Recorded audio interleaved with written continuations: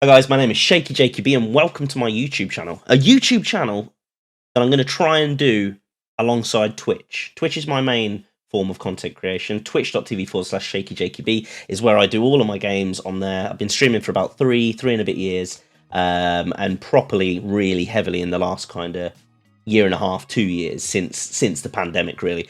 And I do all sorts of games, anything from your big AAA titles down to your indie games to multiplayer games. And I want to create some YouTube content alongside this so that you can watch me from the comfort of wherever you watch YouTube. Wherever it is. Wherever. So, yeah, I'm going to get into this video today, and then I'm going to see where we go from there. See how I feel, see what I fancy doing, gameplay, first impressions, reactions, top 5s, top 10s, tips, anything I think of, really. So yeah, thank you for watching this video, and let's get started. Oh, by the way, if you can tell, obviously, that I look tired, I look like I'm gonna fall asleep at any minute, and I look a bit disheveled.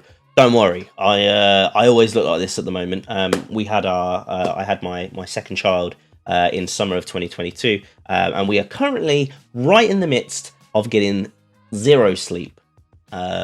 So I look tired, and I apologize for that. Hopefully in future YouTube videos I'm gonna look a little bit more fresh, but don't worry about this. It's just part of my look now, for now. So yeah, I apologize in advance. I'm a piggy in your bum.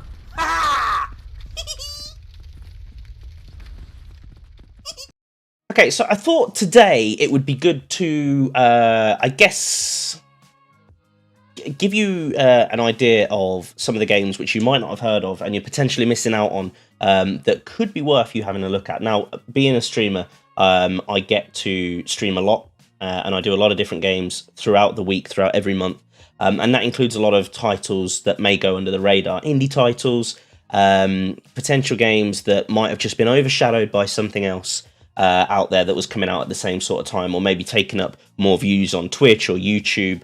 And then everyone's talking about those big ones. These smaller games, not necessarily that small, but these smaller titles, maybe smaller studios, are ones that I would highly recommend you checking out. So today we're going to look at the top 5 games that you may never have heard of that you should definitely try out. You should. 100%. You should. Number 5 on my list of games that you may never have heard of is a game called Hard West 2. Now, Hard West 2 only came out just recently this year, August sort of time this year, and I was very fortunate to have been granted a key to play it and review it as a first play on stream not long after it came out. Hard West 2 is a turn-based strategy game set in the Wild West, but it has kind of a supernatural spin on it, shall we say. Now, the great thing about this game is it reminds me of games, I guess, that you could say like Desperados or XCOM. If you're a fan of those kind of turn-based games where you have to strategically move your characters around into certain positions around a region or an area, this is excellent for that. It comes with a good storyline to back it up. It like I say, it has that kind of supernatural twist and story within the game. And it's a lot of fun. I've only played it for a few hours actually, but even from those few hours that we played, I really enjoyed it. I thought it was a lot of fun, and I am keen to do more of it, and I'm sure it will appeal to many people out there who are fans of turn-based games. So number 5 is Hard West 2. I played it on Steam, so that is the place I would go and check it out. What in the hell could go wrong? Hard West 2, out now. Number 4 on my list is a game called I Am Fish. Some of you may have heard of this one. This one possibly is a little bit more well known than some of the other ones, and it's behind the studio. It's from the studio that make things like I Am Bread and Surgeon Simulator. So you already kind of get an idea of what sort of games they're going to be. I Am Fish is effectively where you play as 4 different fishies that have been snapped up from the ocean, and have ended up in different parts of the land, of the human populated land, and you effectively need to control these fish and their abilities and get back to the sea. Kind of, you know, Finding Nemo-esque type, but it is just it's just a hilarious game. The reason being is because the physics and the controls in the game make it so difficult to control all the fish, and it's actually pretty challenging in terms of of getting through these areas with each of your kind of 4 fishy heroes. So it's hilarious. I found it very fun to play on stream with the community. I think the community really enjoyed it as well. There were a lot of laughs. We got a lot of memories of the game, and it's silly, it's goofy, it's not to be taken too seriously. It's frustrating, but it's just a lot of fun to play. I'd recommend playing it. You know, if you've got people watching you, or you're playing it with a mate or friends or family, it's very fun. It's a lot of fun. It's not an expensive game either. It's not the most expensive game out there. You can pick it up pretty cheap, and it creates memories and laughs, and that's a big thing for games. Number 4 is I Am Fish. Number 3 on my list of games you might never have heard of, but you know of now, is a game called Death's Door, which I really enjoy playing. I played it on stream earlier this year in 2022, I want to say, and it was a joy. It was a pleasant surprise to play. The best way to explain Death's Door is it's a 3D isometric action adventure game. And you take on the role of a crow that's called a reaper, who collects souls for like this afterlife bureaucracy agency sort of thing. And you have to go and find a soul of a monster who didn't want to go willingly, and it kind of unfolds from there. I won't spoil it too much, but it's an action adventure game that, if you've played games like Tunic and more recently the smash hit Cult of the Lamb, the combat feels very much like that. There's a few buttons to use. It's a very simple mechanic to get used to, but it's a lot of fun. And the reason I like it is because it has elements of quite challenging moments in there, that almost are kind of likened to things like Dark Souls and even Legend of Zelda games. And it's very polished. It's very well done.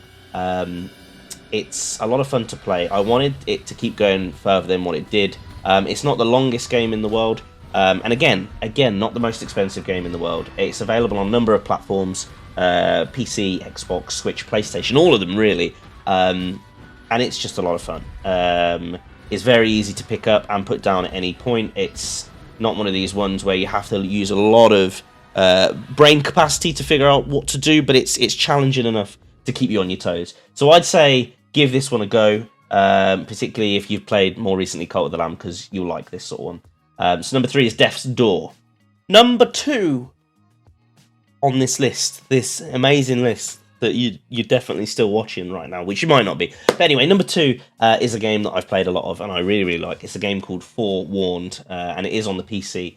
Forewarned I absolutely love. I can talk about it all day. It's a great game. If you are a fan of Phasmophobia, this game is something that you need to get. You have to get it, because it's great, and it's pretty similar. There's a lot that they've obviously taken from Phasmophobia to craft this and the idea of this. It is a 1 to 4 player survival horror co-op game where you go into Egyptian ruins with a team of archaeologists.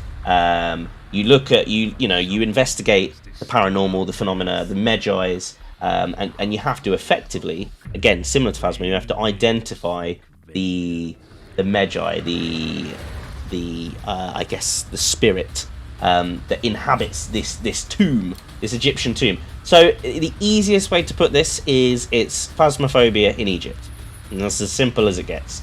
It's great. You have to identify things happening within the tombs, tremors or reanimations or footsteps or vocal responses, and it is brilliant. It is a lot of fun. It's easy to play with your mates. Again, not very expensive. Came out towards the end of 2021. I love it. I absolutely love it. It was very close to getting the top spot on this list because it's great. They've just done a major update for it around the period of kind of Halloween 2022. So I would highly recommend this if you do like the ghost hunting games like Phasmophobia, because this will be 100% up your alley. So number 2 is Forewarned. Definitely get it. Go now. Just stop the video and just go. Number 1 Number 1 on this list, and this is a game that I highly recommend you checking out, regardless of the type of game you're into, because this one is amazing. It's awesome. I really like it, and it pipped Forewarned to the number 1 spot because I had such a good time playing it, and I would probably like to go back to it at some point again. Number 1 is a game called Tales of Iron. Tales of Iron came out towards the end of 2021 as well. I believe it's from a developer called Oddbug Studio. And it is honestly, it was such a journey and such an enjoyable experience, and I didn't want it to end. To give you a little idea of what it is, Tales of Iron is an epic RPG game, an RPG side-scrolling-esque kind of Souls-like game where you effectively play as Reggie, heir to the throne of the rats. You got to embark on this perilous quest. You got to reclaim your kingdom from the frogs, the frog clan, and you are the heir to the throne of the rat kingdom. It's all in turmoil. There's chaos everywhere. The frogs have done a number on your kingdom, and you have to basically work your way through the frog bosses right through until you remove the head of the frog clan. I'm not explaining it very well, but it is awesome. And the reason I like this game is because it ticks all the boxes for me as this kind of side-scrolling action RPG, but the bosses are challenging, almost to a Dark Souls extent challenge, and we all know how much I love a Dark Souls boss. But also the great thing about this is the music and the animation and the art. It's all hand-drawn. It looks beautiful. It handles really well. Like, the control system is so well balanced that it doesn't feel arcadey. It feels like it's really kind of gritty and heavy to play, and you can choose your weapons and your armor and your stats. And another kind of the cherry on top of this is that the narrator is the one and only Doug Cockle, aka Geralt of Rivia from the Witcher video games. So he is narrating your tale with Reggie, and you upgrade Reggie as you go along. And honestly, it was so I loved it. There's not much that's been able to compete in terms of games that I stumbled across in my time on streams. This tops it, because this was just, I loved it. I wanted it to go on and on and on. I wanted it to be as long as the Dark Souls games, really. I wanted more from it. And if they ever bring a number 2 out for it, I am there 100%. I would go and check out Tales of Iron. It is a wonderful, wonderful title. And it's really worth it. It's worth the it is slightly more expensive, but you'll pay for what you get. It's created really good memories for me. So number 1 is Tales of Iron. You should go and get that as well. So there you have it, guys. There are my top 5 titles that you may never have heard of, but you now know of, and you may never check out. But if you do, I think you've made a good choice. They are all wonderful little games that were, most of them, well, all of them really. The reason they're on top 5 is because they were a lot of fun to play in one capacity or another. They are all games I would go back to. In fact, games like Forewarned, I play a lot anyway. I play that quite regularly on stream. It kind of complements any evenings where I do Phasmophobia. So they're all really good games. I had a lot of fun playing them. I hope you do as well. So thank you so much if you've stayed all the way until the end of this video. Obviously, I'm getting back into this again. So this is going to take me a little while to get back into the swing of recording YouTube content as opposed to live streaming and chatting to people in the Twitch chat. So thank you so much for watching. Like and subscribe, of course. That's what I have to say on YouTube, right? Like and subscribe, and I'll see you in the next video.